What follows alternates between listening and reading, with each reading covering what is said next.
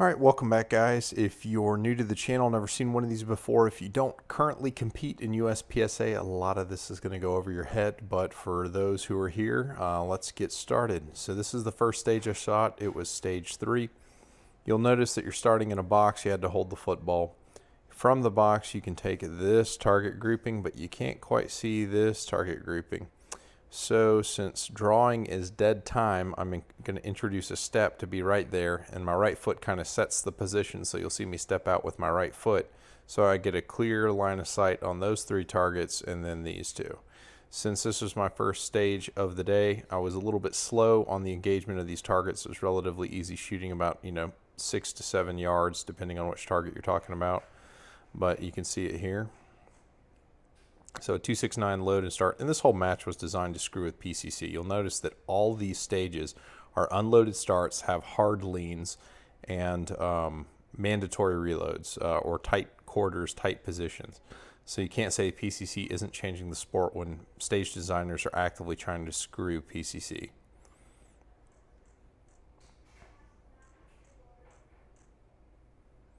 So right there, I ran to create one position for these 2 poppers and these 2 papers.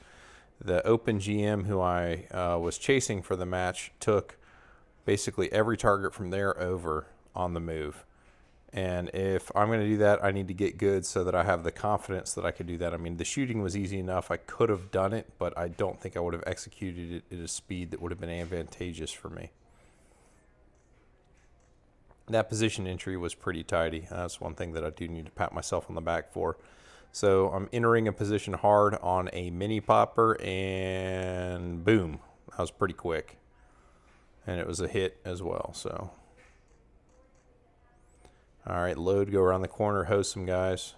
All right, there's the one mic on this stage. It was, if that's the slash for hardcover, the bullet hole was like right there on the piece of tape that creates the hardcover line.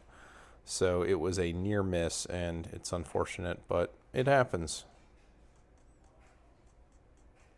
I need to get stronger on my hosing. That's just a little bit too much delay, a little bit too much hesitation. Need to do some sweeps or practice some painting or whatever you want to call it. But more importantly, always be cool and watch this flip and catch. Watch it. I got it on video. The angle is perfect. Look at that. There's the round right there. Boom. And it's going to go right down into the hand like a boss. So yet again, a stage that's going to screw PCC with an unloaded barrel start. And I made a strategy error. You can see that it took up here, took about 3 seconds to pick up the gun, load it, and start shooting. If I had gone to my magazine and the gun with one hand rather than 2 hands, it would have been a little higher risk. I could have knocked the gun off the barrel, but I would have been able to load the gun a bit faster, maybe as much as, say, a half second.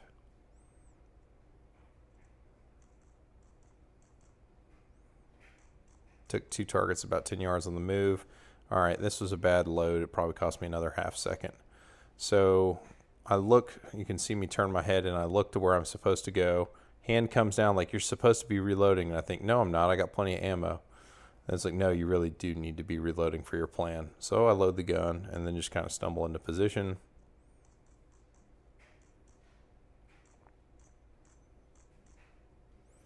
All right, so you can see the port. Whoa. You can see the port there. You could run up to right here and take these 2 targets at point blank range, but that creates a new static position, and you basically were already stopped right here to engage all of these targets. So in conversations with the open guys, it seemed like the way to do it was to just kind of sidestep. So you can shoot through the port at this target, and then when you were shooting these plates, you could hit this paper as well because the angle was generous enough where it was high probability to get alphas, and I think I got all the alphas on those targets. Whoa, all right, and this is why you get low when you're decelerating. You can see I'm putting my weight down low, but I caught myself. I mean, that's like 18 inches of skid or so. That's awful. But I wear football cleats, and I would say you should too. It's better than just the Solomons or the trail shoes. Cleats are the way to go for sure.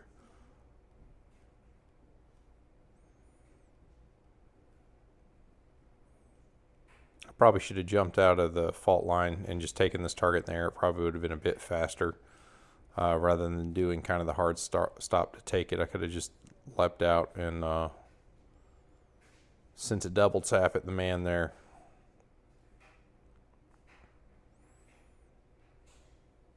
This is the one stage for the match that could be said to not be totally hosing PCC.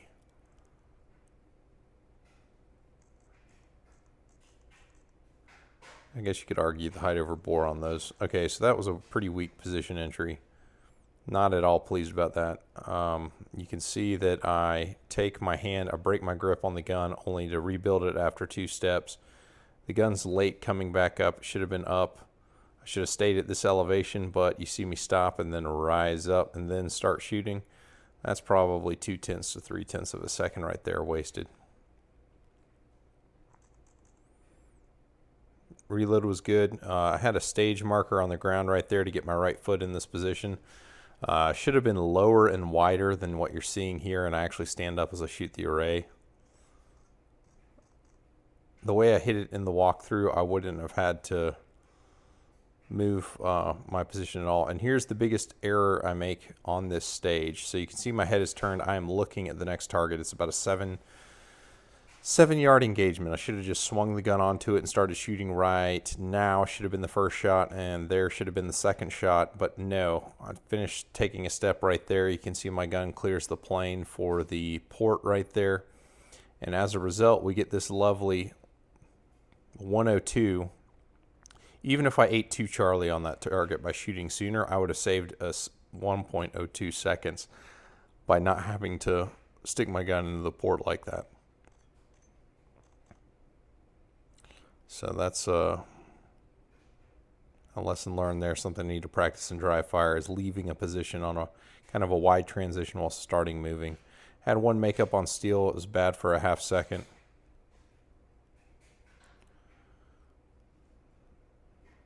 Okay.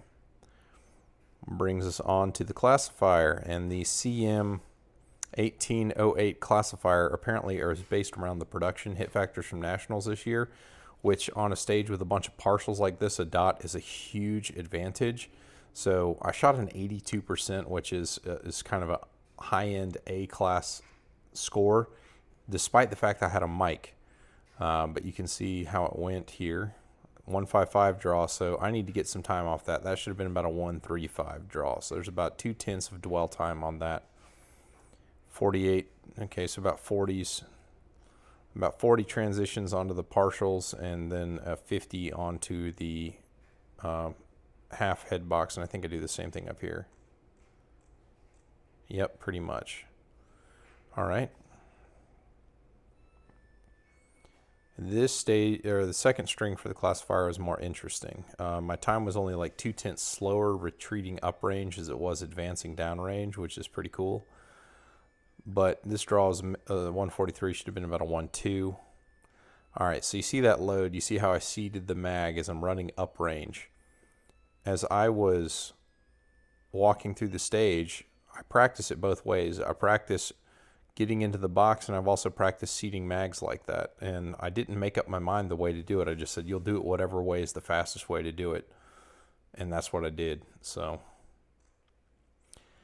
there's my mic.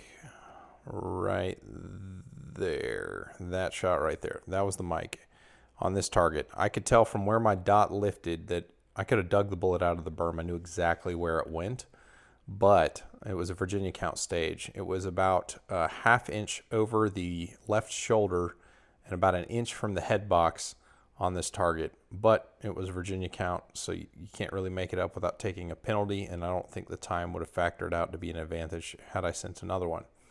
Which brings me on to my last stage, in my opinion, worst stage of the day, because I never practiced this kind of technical movement, so I got to get this figured out. But this was kind of a stage with a port here, and then there, and there. This is confined space. It's very difficult to maneuver a PCC in this hallway. It's not an unloaded start. Even the classifier, the last one, had 2 mandatory reloads, which, again, is just breaking it off in PCC shooters. You just see it takes an eternity, all this movement. 147 between positions there. That's just too long. A 133 into the next port. It's too long. This actual speed that I'm shooting is a little bit slow. It's not too bad. I don't really care too much about that. That's not bad. That's a slow transition. And then again, a 9-1, a 90-degree transition through a port. It was a 9-1, 30 split. And then an 87 transition into the next port. Just kind of this highly positional type stuff is something I need to work on, where I can shoot these aggressively. I know that this is, you got to be able to do these fast. So that's where we were with that, and we can fire up the practice score competitor app. All right, so you can see my scores. I'm the purple number. The brown is the open grandmaster that I was chasing. So you can see that this was an 82% on the Condor 1808 with one mic. But if I use the app to edit it, and if you don't have the practice score competitor app, I'd encourage you to buy it. I can edit my score to see what would happen. So if I trade that mic out for another Charlie, review, approve. So immediately you can see what it would have done to my score. It would have been a 99.5% run, nearly a hundo, for what was, in my opinion, a mediocre run, but it went okay.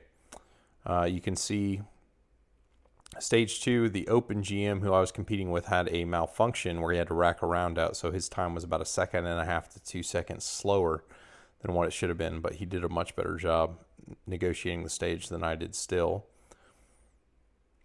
Stage 3 is the stage that we started on, and he crushed me by about 1.5 seconds.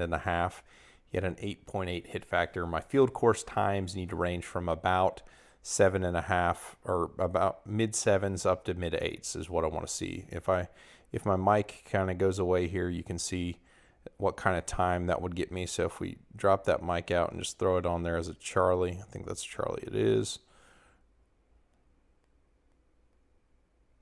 It's going to factor out to about a 7.6, which is okay. I would want to break 8 on a stage like that, and I think that the shooting on the move was probably the way to do it.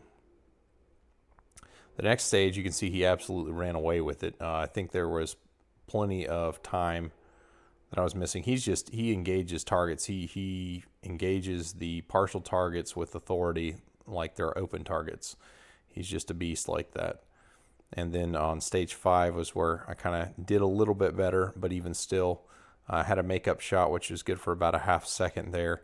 I think the rest is just probably raw shooting speed, and then my 1 second kind of transition issue would put me more or less in line with him, which he was mid-8s on that. I would like to have broken 8 on that stage as well. So that's where I want to be. Not there yet. The plan is going to be working on my position exits, where I'm transitioning onto a target, then shooting out of position. I never practice that. I'm going to practice some kind of like highly technical movement type stuff so I can start to do those aggressively, because that was a problem for me at the Georgia State section. They had a stage like that as well.